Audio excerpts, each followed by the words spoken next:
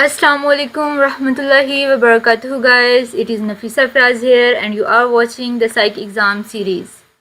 If you are looking forward to take any psychological exam, then welcome. This is the right place for you. This video is the second part of the recently held exam by Federal Public Service Commission for lectureship in psychology.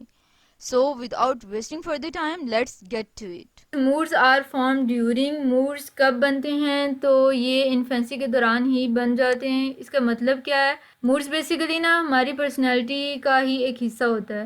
Like कुछ लोगों की personality में होता है वो humerus होते हैं बहुत ज़्यादा, ठीक है, उनकी like although it's a mood, लेकिन ये उनकी पर्सनैलिटी का पार्ट है।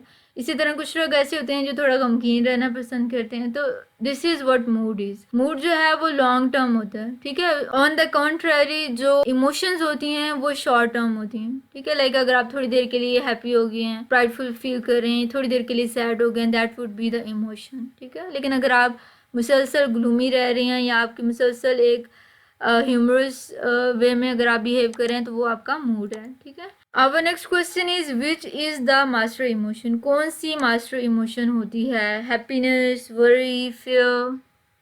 इनमें से कोई भी नहीं होती, ठीक है। मास्टर इमोशन शेम को कहते हैं, ठीक है। एंड ये इतनी पावरफुल होती है, इट इज सेड के ह्यूमन बींग्स को सिविलाइजेशन की स्टेज तक पहुंचाने में शेम का बहुत इंपॉर्टेंट किरदार रहा है, ठीक है। यहाँ पे अगर आप इसके बारे में मज़ीद जानना चाहते हैं तो थॉमस शेफ का एक आपको थीसिस मिल जाएगा पीएचडी का नेट से, वो आप देख लीजिएगा या मुझे कमेंट सेक्शन में कह दीजिएगा, मैं वो डाल दूँगी डिस्क्रिप्शन में। Trial and error theory of learning was presented by Thorndike ने 1898 में दी थी by doing the research on animal intelligence, ठीक है। अगला क्वेश्चन है Jung classified the unconscious in two types, primary और रेशियल एंड डैश अनकॉन्शियस।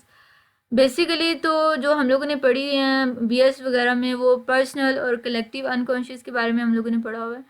इसी का दूसरा को तोड़ मोड़ के इसका एक और नाम यहाँ पे बनाया हुआ है, टाइप प्राइमरी और रेशियल, ठीक है। अब जब प्राइमरी का वर्ड है उसके साथ रेशियल लगा दिया ना, तो racial is something related to collective unconscious, तो इसका ऑपोजिट क्या बच जाएगा? फिर पर्सनली बच जाएगा, right. The second one is personal, तो हम पर्सनल पे यहाँ पे टिक कर देंगे। अगला क्वेश्चन है effectiveness of curriculum is determined by. हमें कैसे पता चलता है कि जो करिकुलम पढ़ाया जा रहा है वो इफ़ेक्टिव है? हम क्या करते हैं, उसको एवेल्यूएट करते हैं और उसका कंपैरिजन करते हैं बाय सेट साइंटिफिक आउटलाइंस, ठीक है। तो जो स्टैंडर्ड्स हैं जब उनके साथ कंपैरिजन किया जाता है तो हमें पता चल जाता है कि हमारा जो करिकुलम है वो इफ़ेक्टिव है या नहीं है। Next question, curriculum organisation used for different concepts at the same class is. तो एक ही क्लास में जो डिफरेंट कॉन्सेप्ट्स यूज़ किए जाते हैं करिकुलम ऑर्गेनाइजेशन के, उसको हॉरिजॉन्टल कहते हैं। अगला क्वेश्चन है curriculum is interpreted to mean all the organized courses, activities, experiences which students have under the direction of the school, whether in the classroom or not, is said by। ये किसने definition दी थी? हिल्दा ताबा ने दी थी, ठीक है, ये नाम याद कर लीजिएगा। Next question is intelligence level of gifted student. तो जो गिफ्टेड स्टूडेंट्स होते हैं उनमें भी डिफरेंट लेवल्स आ जाते हैं, कुछ माइल्ड गिफ्टेड होते हैं, कुछ मॉडरेट होते हैं, कुछ हाई होते हैं।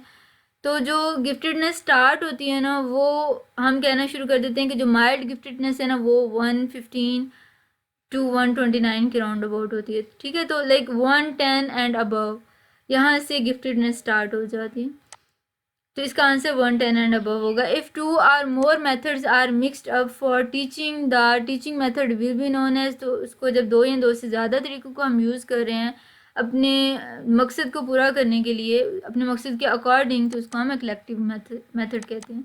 ये बिल्कुल ऐसे ही है जैसे हम थेरीज़ को, डिफरेंट थेरीज़ को यूज़ करते हैं as per are like purpose, यहाँ आप ये कह लें ऑब्जेक्टिव के according. Summative evaluation take place. Summative का नाम क्या कह रहा है? ये सम टोटल, लाइक सम है एंड पे की जाएगी। सम कब करते हैं? एंड पे करते हैं ना, जाके सारी जो हमारी परफॉर्मेंस होती है उसके एंड पे जाके हम चेकआउट करते हैं। So this is about in the after, यहाँ पे कोई भी नहीं है, ठीक है। इन द बिगनिंग का ऑप्शन है no, in the middle no, regular intervals no. Regular intervals पे फॉर्मेटिव की जाती है, बिगनिंग में, मिडल में, रेगुलर इंटरवल्स के दरमियान ये फॉर्मेटिव की जाती है, और जो समेटिव होती है वो एंड पे की जाती है, ठीक है। Next question is during the demonstration the topic should be presented in, किस तरीके से टॉपिक को प्रेजेंट किया जाना चाहिए, तो प्रॉब्लमेटिक स्टाइल में प्रेजेंट किया जाना चाहिए। पहले प्रॉब्लम बताओ, फिर उसके बाद सोल्यूशन बताओ। In discovery method of teaching the students are generally forced to work as scientist, this statement is propounded by, कि जो टीचिंग है उसमें स्टूडेंट को फोर्स किया जाता है कि वो एक साइंटिस्ट के तौर पर काम करें। ये स्टेटमेंट दी थी जॉन डीवे ने। Next question is the central principle of heuristic method is, क्या है central principle? Learning by doing. ये बेसिकली लर्निंग का एक मेथड है जिसको आई गेस आर्मस्ट्रॉन्ग ने दिया था, और उसने क्या कहा था कि टीचर को जस्ट एक सेट कर देना चाहिए, प्रॉब्लम सेट कर देना चाहिए, और स्टूडेंट को खुद सॉल्व करना चाहिए उस प्रॉब्लम को। It is not the teacher's job to give the पका पकाया आंसर टू स्टूडेंट, बल्कि स्टूडेंट खुद डिफरेंट मेथड्स ट्राई करें और ख़ुद प्रॉब्लम को सॉल्व करने की कोशिश करें through experimentation. Next question is percentage of knowledge gain through observation is, तो वो 75% होता है। ऑब्जर्वेशन वही वाली थ्योरी जो बेंडोरा ने दी थी, लाइक हम देख के सिर्फ ऑब्जर्व करके 75% हमारा नॉलेज देखने के थ्रू आता है।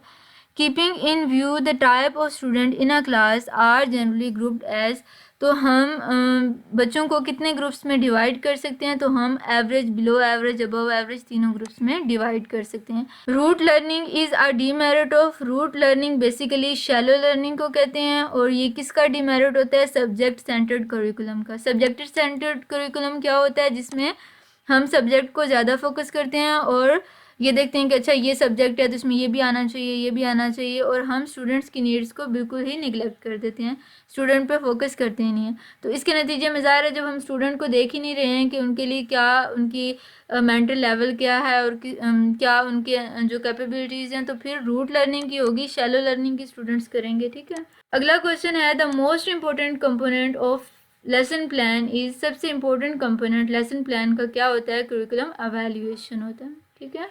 Classroom management create a set of dash used in an organized classroom environment, तो जाहिर है जो मैनेजमेंट कर रहे हैं वो कुछ एक्सपेक्टेशंस क्रिएट करेंगे क्लासरूम के लिए, जिसके मुताबिक फिर क्लासरूम ऑर्गेनाइज होगा लेटर ऑन, ठीक है। अगला क्वेश्चन है the classroom management revolve around teacher and student dash and action that influence student behaviour in classroom, तो टीचर और स्टूडेंट के एटीट्यूड और उनके एक्शन के इर्द गिर्द घूमता है क्लासरूम मैनेजमेंट का concept. Next question is teacher with no structured classroom skills contribute to negative student outcomes, इसके आंसर में वीक, रिप्राइमेंट, वार्निंग, तो मुझे इसमें से ना कोई भी इसके साथ मैच करता हुआ नहीं लगा, तो इसका आंसर है नन ऑफ दीज, ठीक है।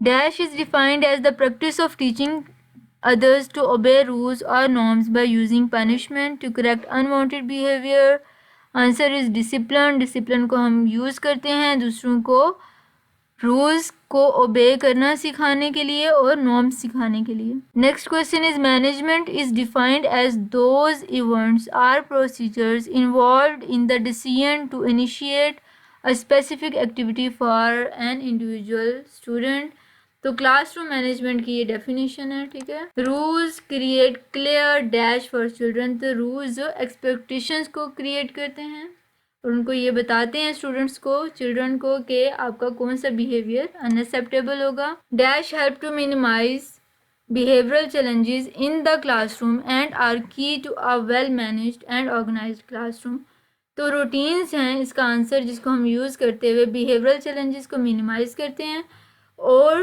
उसके साथ साथ क्लासरूम को मैनेज और ऑर्गेनाइज रखते हैं। To be effective need to be something to which the children aspire to and want, rewards को इफ़ेक्टिव होने के लिए क्या चीज़ चाहिए होती है कि वो रिवॉर्ड्स ऐसे रखे जाएं जिनको जो चिल्ड्रन जिनको एस्पायर करते हैं या जो बच्चों की जो ज़रूरत है जो उनके अकॉर्डिंग हो रहे होते हैं। ठीक है, अगर आप बच्चों को रिवॉर्ड दे रहे हैं कोई किसी ऐसी चीज़ का जो वो लेना ही नहीं चाहते हैं, तो वो रिवॉर्ड्स इफ़ेक्टिव नहीं होंगे। ठीक है। Dash provide a systematic process for categorising and quantifying attribute and characteristic of the thing that we observe, experience and report. तो ये डेफिनेशन है मेजरमेंट की, जिसके थ्रू हम कैटेगराइज कर रहे होते हैं चीज़ों को, क्वांटिफाई कर रहे होते हैं उसकी एट्रीब्यूट्स वगैरह को। ठीक है। Next question is the relationship between and among the values in a set is referred to as. तो इसका आंसर होगा लेवल्स ऑफ मेजरमेंट। इस क्वेश्चन पे मुझे थोड़ा सा डाउट है, तो आप लोग इसको खुद भी चेक कर लीजिएगा। ठीक है।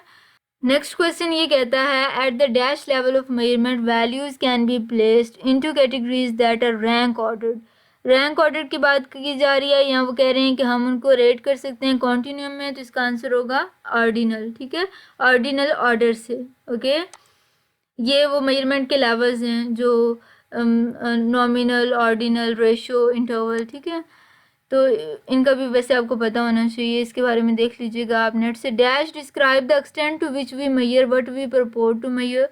जो चीज़ हम मेजर करना चाह रहे हैं, अगर हम वही मेजर कर रहे हैं अपने क्वेश्चनरी या टेस्ट के थ्रू, तो उसको हम क्या कहेंगे? Validity. Dash validity involve making comparison between a measure and an external standard. तो अगर आपने एक न्यू टेस्ट बनाया है और आप उसकी वैलिडिटी चेक करना चाह रहे हैं, तो उसका एक तरीका ये भी होता है कि जो एग्जिस्टिंग मेजर्स मौजूद हैं उनके साथ आप कोरिलेशन निकालें, उनके साथ कंपैरिजन कर लें। ठीक है, तो अगर आप कंपैरिजन करेंगे तो जो रिलेशनशिप अगर हाई आ जाता है, तो इट्स मीन दैट कि आपकी कॉन्स्ट्रक्ट वैलिडिटी हाई है। ठीक है। अगला क्वेश्चन हमारा क्या कहता है कि dash reliability involve administering two equivalent form of questionnaire. यहाँ पे अब वो रिलायबिलिटी पे आ गए हैं। वो ये कह रहे हैं कि अगर आप दो एक ही जैसे टेस्ट बनाते हैं और आप उसको एडमिनिस्टर करते हैं, तो उस रिलायबिलिटी को क्या कहते हैं? उस रिलायबिलिटी को पैरेलल फॉर्म रिलायबिलिटी कहते हैं, और यहाँ पे इसका ऑप्शन नहीं दिया गया। ठीक है, हम लोग इंशाल्लाह इन चीज़ों को डिस्कस करेंगे, वैलिडिटी, रिलायबिलिटी, ये सारी चीज़ें डिटेल में नेक्स्ट वीडियोज़ में। सो this is it for this video. Next and last video में हम जो थोड़ा पोर्शन रह गया इस पेपर का, उसको डिस्कस कर लेंगे इंशाल्लाह। If you guys have any query और difficulty with any particular topic of psychology, feel free to ask me in the comment section below. I will make sure to resolve it in my upcoming videos inshallah. अगर video आपके लिए beneficial रही है तो please इसको like ज़रूर करें और चैनल को सब्सक्राइब करें, ताकि हर न्यू आने वाली वीडियो आप तक पहुंच सके। अपना बहुत ख्याल रखिएगा, मिलते हैं अगली वीडियो में, तब तक के लिए अल्लाह हाफिज़।